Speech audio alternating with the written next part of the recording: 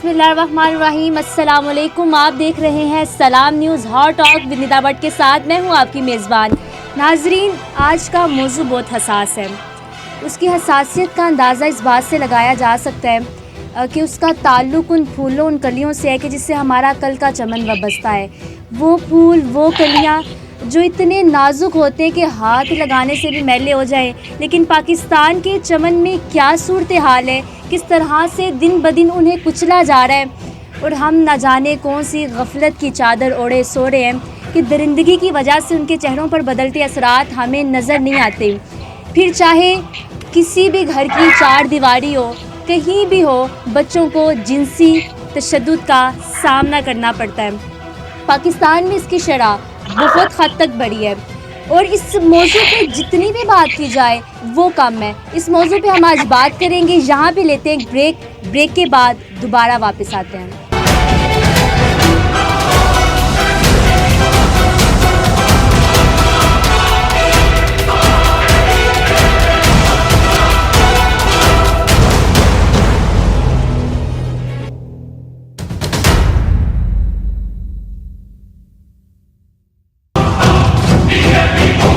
Welcome back. ہمارے ساتھ موجود ہیں آج کے مہمان عبدالرحمان سر۔ سب سے پہلے تو آپ کا بہت ویلکم سر۔ بتائیے گا، آپ ایک پاکستانی ہونے کے ناطے کیسے دل جگرا باہر آ جاتا ہے جب ہم سنتے ہیں کہ بچوں کے ساتھ جس طرح کے واقعات ہو رہے ہیں، جس طرح کے سارے معاملات ہو رہے ہیں؟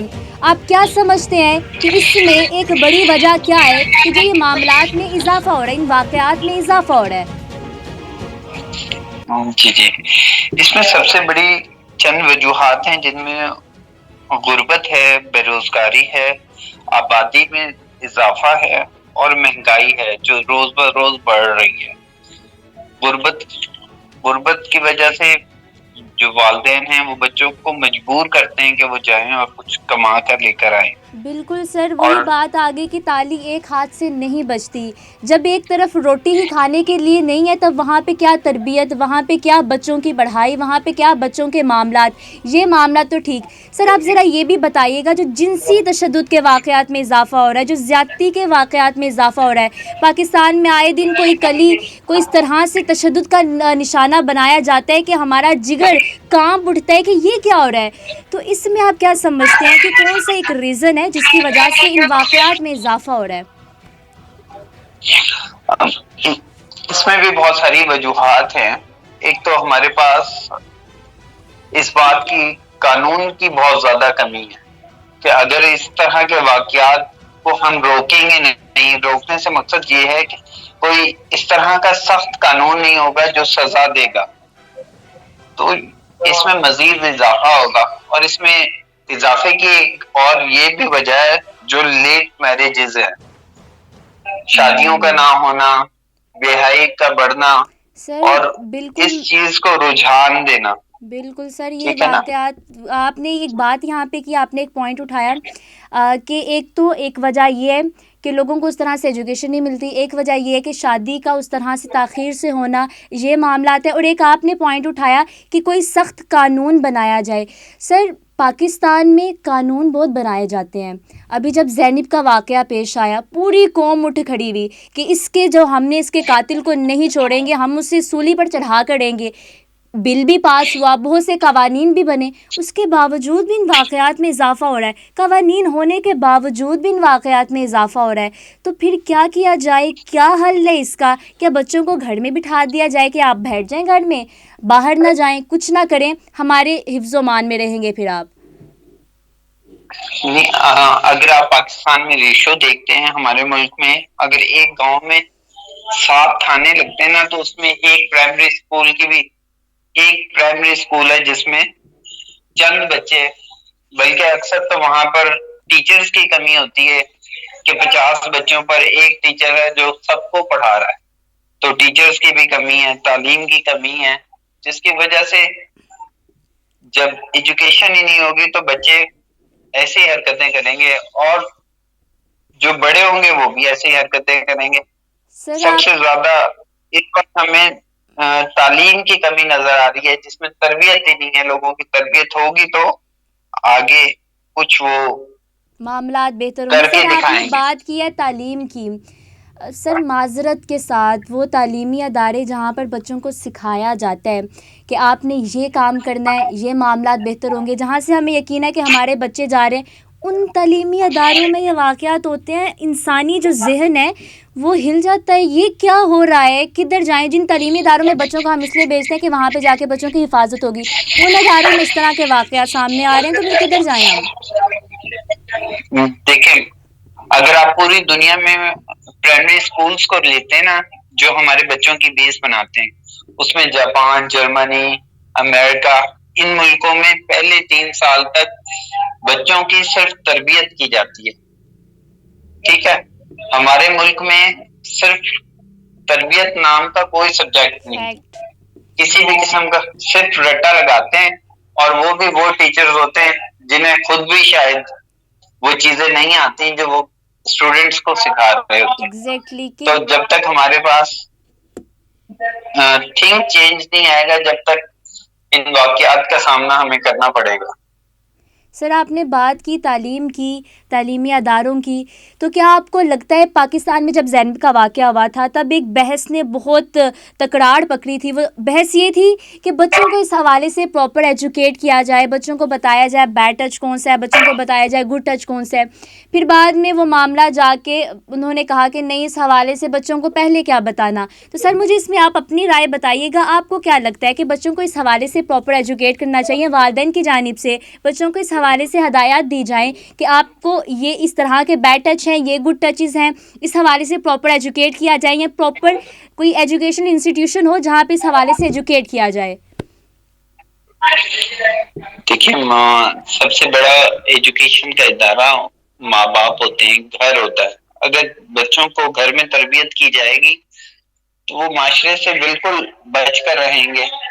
اور ایک چھوٹا سا بھی بچہ ہے نا، اگر آپ اس کے اندر بھی یہ سینس موجود ہوتی ہے کہ یہ کیا ہو رہا ہے میرے ساتھ، یہ چیز بری ہے اور یہ چیز اچھی ہے، ٹھیک ہے نا، بچوں کے اندر یہ سینسز پہلے سے موجود ہے.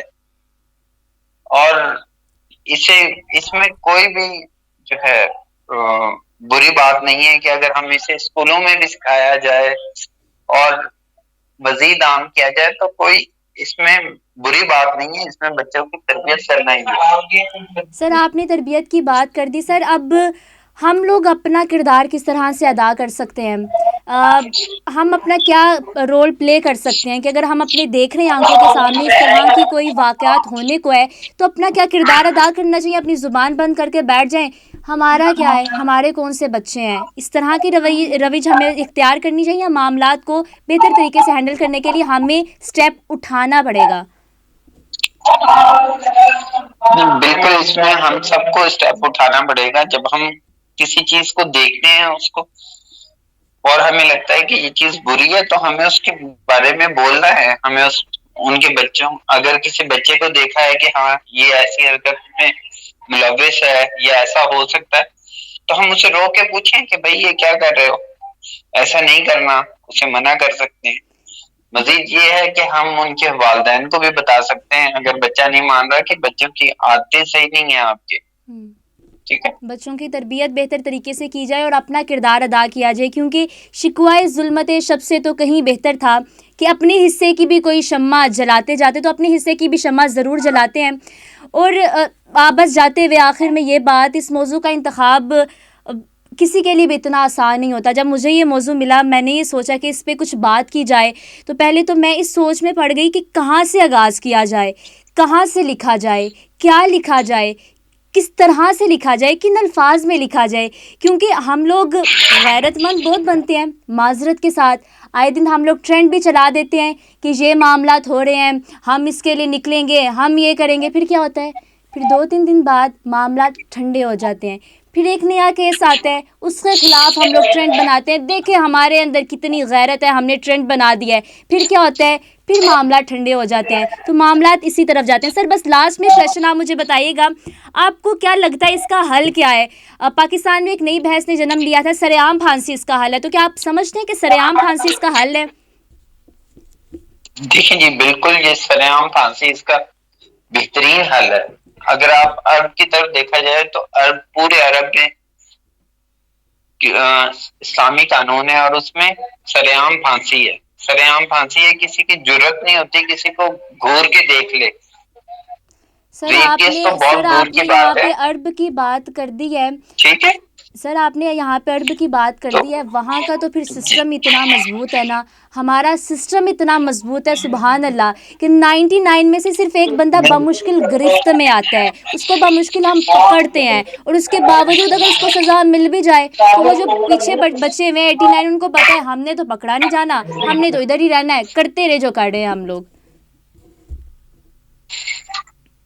جی ہمارا ملک کیونکہ بہت بڑا ہے اور چھوٹی کنٹریز ہیں, ہمارا قانون کا جو سسٹم ہے وہ بہت مضبوط ہے ان ملکوں کے مطابق, لیکن اس میں عمل نہیں ہے, اس میں ایگزیکٹلی. سیاست انوالو ہے, اس کے اندر ہمارے وہ لوگ انوالو ہیں جو پاور رکھتے ہیں. اگر ان تمام طاقتوں کو نکال کے اس کا استعمال کیا جائے تو ہماری پولیس, ہماری فورسز ان سے بہت زیادہ آگے. بالکل امید کی جا سکتی ہے. پھر سر وہی بات آ جاتی ہے نا کہ خدا پہ آسرا پھر چھوڑ دیتے ہیں کہ جو ہوگا دیکھا جائے گا, کیونکہ سسٹم جب بہتر ہوگا تبھی بہتری آئے گی اور معاملات تبھی بہتر ہوں گے.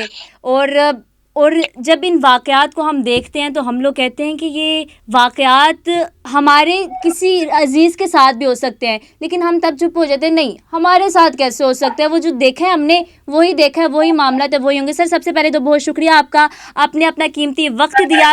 ناظرین یہ تھا ہمارا آج کا شو, امید کرتے ہیں آپ اپنا فیڈ بیک ضرور دیں گے, اور اس بات کا ہمیں خیال رکھنا ہے کہ ہمیں اپنا کردار لازمی ادا کرنا ہے. زندگی رہی صحت رہی, ہوگی آپ سے دوبارہ ملاقات, تب تک کے لیے خدا حافظ.